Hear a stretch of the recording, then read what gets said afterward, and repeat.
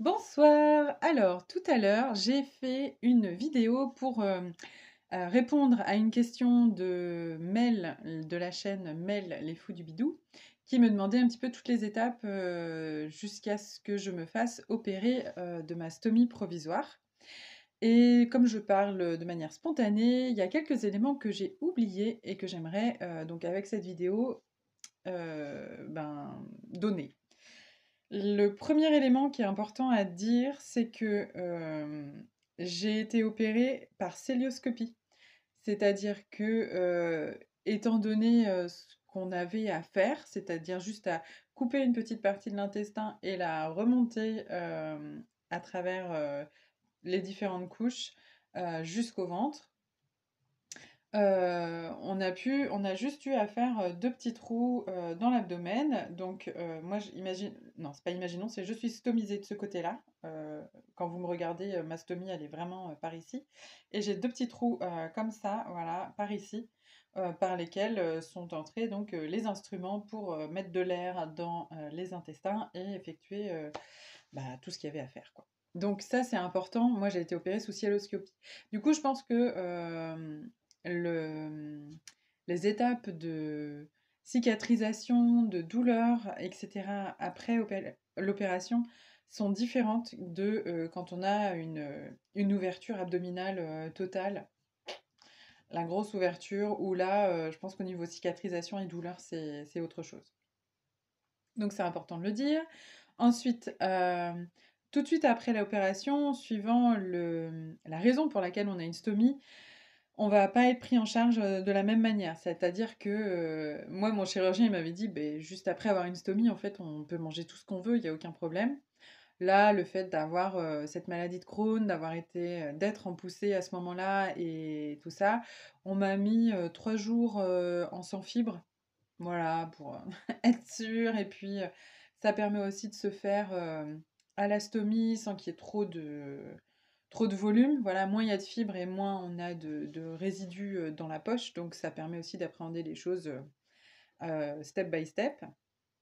Et puis, après, franchement, je me suis régalée, quoi. J'ai vraiment pu apprécier, tout ce que je mangeais, c'était au top. Et je me souviens que j'avais loué, la nourriture qu'on avait à l'hôpital, mais en fait, c'est juste que j'étais tellement contente de pouvoir de nouveau manger que tout me semblait bon, quoi, vraiment. Même, la nourriture qu'on a à l'hôpital. C'est pour dire. Donc, voilà. Et puis, il y a aussi un autre élément qui est quand même assez important à dire, c'est que je suis restée à peu près, 5 jours après mon opération. Et pendant ces 5 jours, j'ai eu l'occasion, en étant accompagnée par le stomat, de tester différentes marques. Donc ils m'ont proposé, Bibrone, Ikin et Coloplast. Donc j'ai eu l'occasion de tester des appareillages 1 pièce, des appareillages 2 pièces, et tout ça, en fait, ça se fait, on est accompagné, on est à l'hôpital, on peut poser nos questions. Les premières vidanges, elles ont été faites par des infirmières et très rapidement, j'ai pris le pli pour le faire moi-même. Donc il y a 2 choses à distinguer avec la stomie. Il y a d'un côté le fait de vider la poche, ce qu'on appelle la vidange et de l'autre, le changement de l'appareillage complet. Donc le moment où on va, retirer le socle, et la poche et mettre la stomie complètement à l'air, sans filtre, sans rien. Ça, c'est 2 choses différentes. Donc dans un premier temps, moi j'ai pris rapidement de l'autonomie sur la vidange.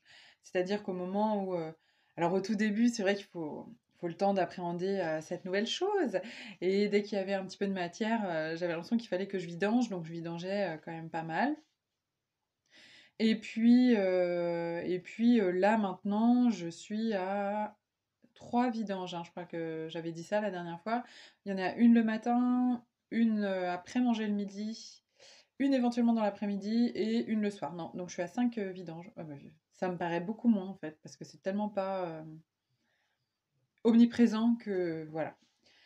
Matin, Bah non, ça fait 4. Matin, après-manger, après-midi et soir. Bon, ça fait 4. Voilà, donc la vidange. Et sur le changement de socle, moi je sais que toute l'équipe m'avait vraiment dit faut aller à votre rythme. Si vous vous sentez pas capable au début, il y a pas de souci. Personne vous oblige à regarder à quoi ça ressemble et cetera. Enfin, surtout ne vous forcez pas. Bon, donc ça, c'est tout ce que me disait l'équipe et puis finalement le stoma avec lequel je suis tombée, après l'opération, il m'a pas trop demandé où j'en étais, si j'avais envie de le voir ou pas. Paf, il a retiré le truc, j'étais face à la stomie.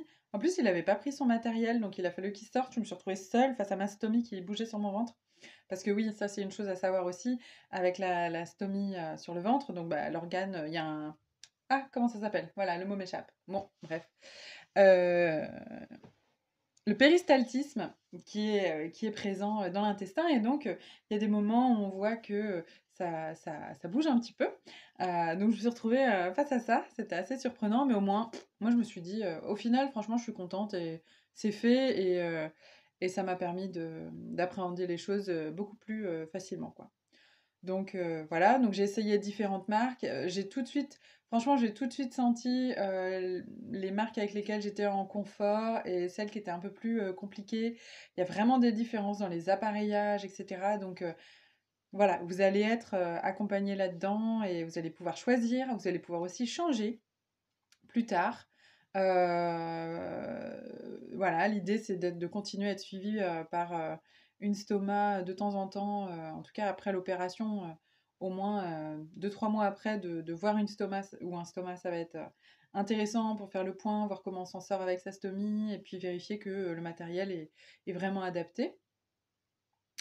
Voilà et le changer et donc voilà, changer l'appareillage, du coup, ça, j'ai été autonome au bout de oui, bah, le on m'a fait un la première fois, c'est lui qui m'a changé, l'infirmier, stoma et la deuxième fois, c'est moi qui l'ai fait avec lui et du coup, je crois qu'une fois, bah, après ça avait dû tomber le week-end et du coup, il était pas là et j'ai réussi à le faire toute seule. Donc j'étais franchement, c'est allé plutôt vite et là maintenant il y a aucun souci.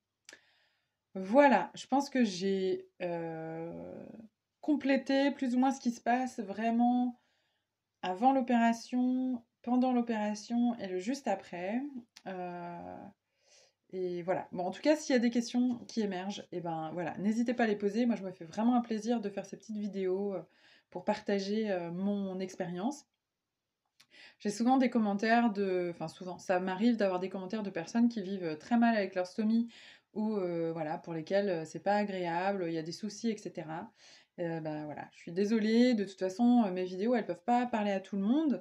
Et puis voilà, moi, tout ce que j'espère, c'est que ces personnes-là vont trouver des moyens pour être soulagées parce que je trouve ça vraiment difficile quand on vit mal, surtout si c'est une stomie définitive, et qu'on nous offre, aucune autre perspective, donc voilà, là vraiment j'ai beaucoup de compassion pour les personnes qui vivent ça. Ça me terrifie de savoir qu'il y a ça qui existe et en même temps, voilà, il y a aussi, de l'injustice dans nos chemins, dans nos directions, dans le fardeau qu'on a tous à porter. Donc voilà, je vous dis juste, bon courage à vous et voilà, j'espère que chacun d'entre nous, d'entre vous, aura une solution adaptée à sa situation. En tout cas, limite ça me donnera envie de faire, médecine mais voilà, je suis pas là pour sauver le monde, mais juste pour, partager, ce qui se passe pour moi et pour moi ça se passe très bien et c'est aussi pour ça que je voulais, en parler.